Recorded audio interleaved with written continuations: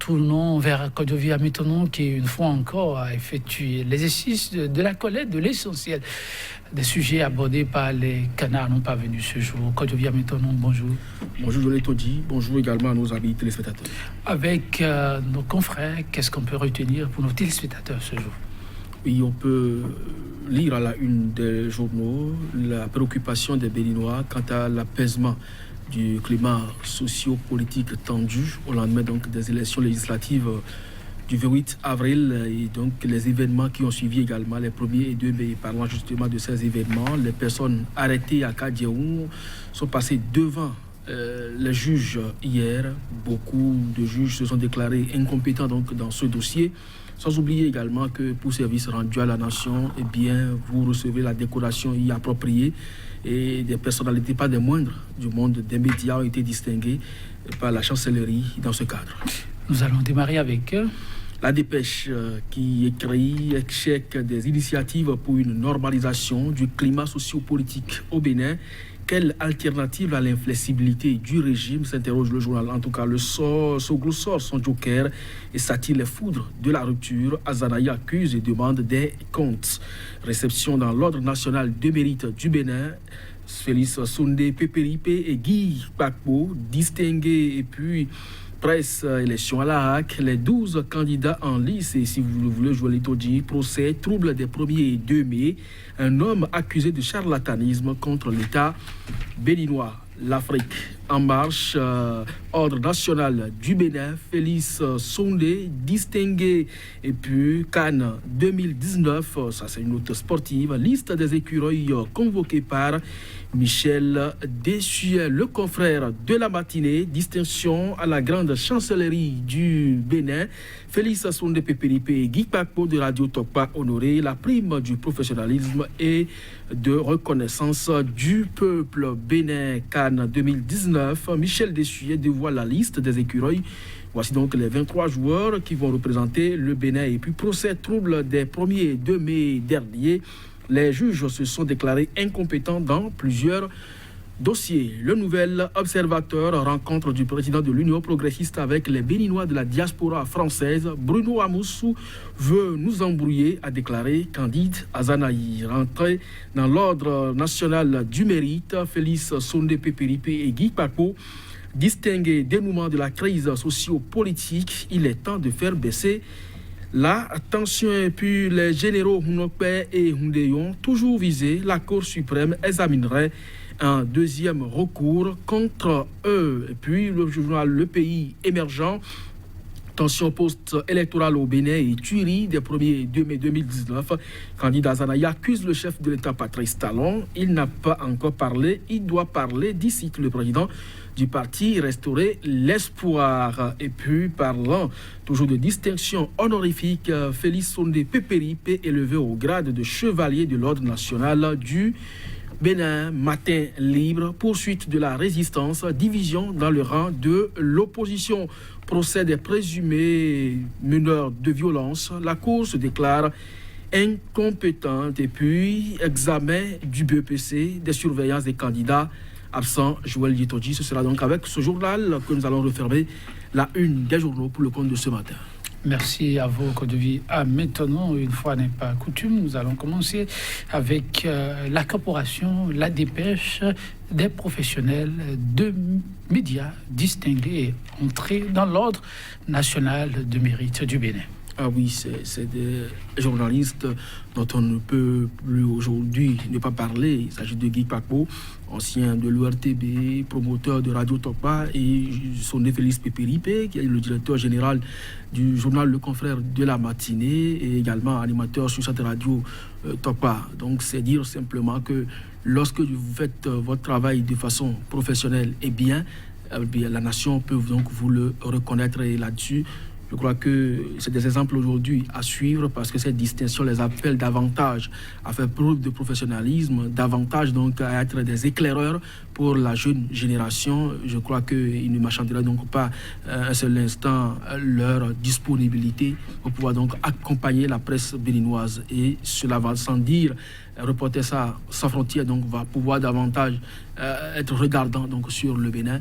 Et je crois que les institutions qui sont donc en charge de la régulation des médias doivent savoir raison garder pour ce qui concerne le professionnalisme des animateurs de la presse pour que davantage nous puissions regagner notre place que nous avons perdue il y a quelques années déjà. Parlons des professionnels des médias, nous restons toujours au niveau de la dépêche. Ceux en lice peuvent désormais battre campagne. Ils sont 12, nous apprend la dépêche en lice pour convaincre les leurs, pour leur accorder leur confiance. Bon, mais c'est là, non, les 12 candidats retenus ne sont donc pas autorisés pour le moment à aller en campagne parce que, vous l'avez annoncé tout à l'heure, c'est la commission électorale qui va leur donner le top, ce qui est sûr. Les noms sont connus, donc ils sont parmi ceux qui sont éligibles au niveau des professionnels des médias, assiégés donc au niveau de la haute autorité de l'audiovisuel et de la communication.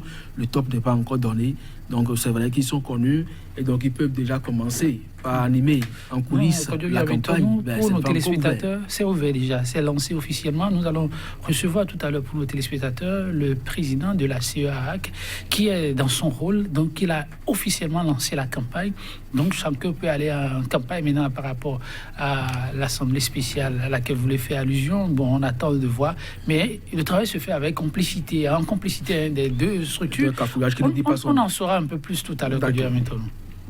Et donc, la dépêche qui aujourd'hui a décidé d'offrir de long en large ses colonnes pour nos téléspectateurs, la situation au niveau, la situation politique, bien entendu, reste préoccupante pour désormais aider le Bénin à sortir de l'ONU. Et là, je reviens carrément vers le nouvel observateur. Il faut faire baisser la tension. Oui, c'est un appel qui doit être entendu de tous parce que ça n'arrange personne. Aujourd'hui, les informations qui fusent de partout n'augurent de rien de bon. Le Bénin, qui ne serait peut-être pas éligible au MCA numéro 3, l'appel de certaines formations politiques à une intervention étrangère dans le pays, c'est entre autres sujets aujourd'hui qui n'apporte rien de bon pour la République. Et lorsque vous êtes opposant ou mouvancier, lorsque vous apportez donc votre contribution à l'édification de la nation, eh bien, vous devez être entendu de cette oreille-là. Et je crois que vous l'avez déjà fait, ce débat-là, sur votre plateau. Ici, l'appel à la médiation donc, du clergé béninois peut être entendu pour que la calmie revienne effectivement dans la maison. Il faut baisser la tension. On en a besoin parce que le peuple n'en demande pas mieux. Oui, le peuple n'en demande pas mieux. Pendant que la question se pose, celle de la calmie, oui, ceux-là qui ont été interpellés suite aux fâcheux incidents des 1er et 2 mai comparaissaient. Les avocats de la défense qui se disent très déçus car les juges se sont déclarés, nous apprend le confrère de la matinée, incompétent.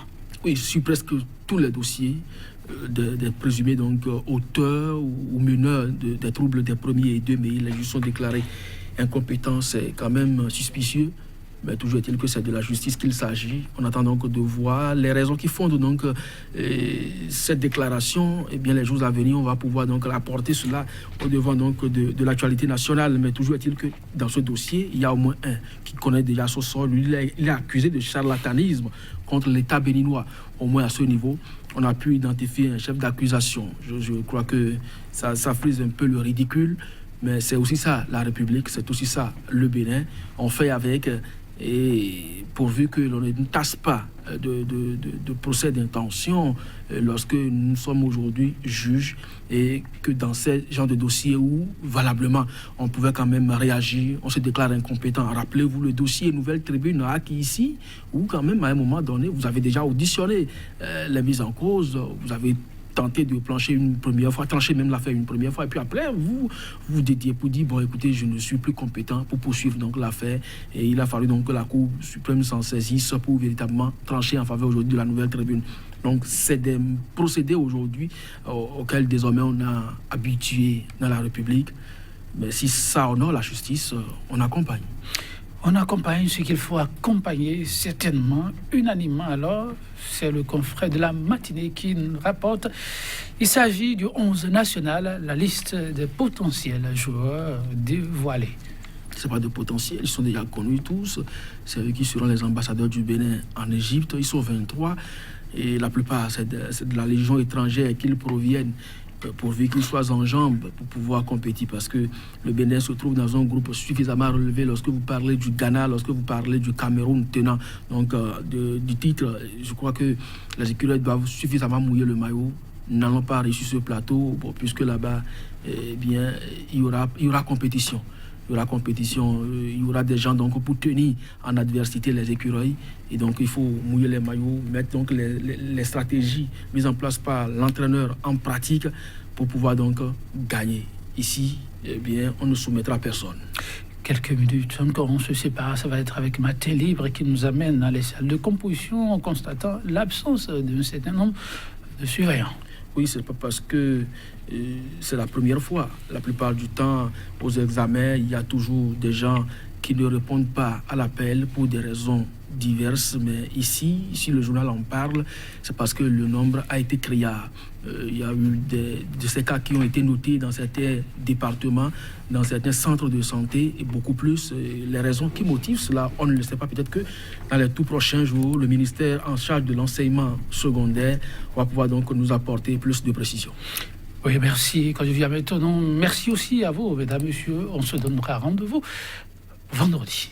Demain, vous savez ce que c'est par ici. Et les confrères ont le temps de se reposer un peu. À vendredi.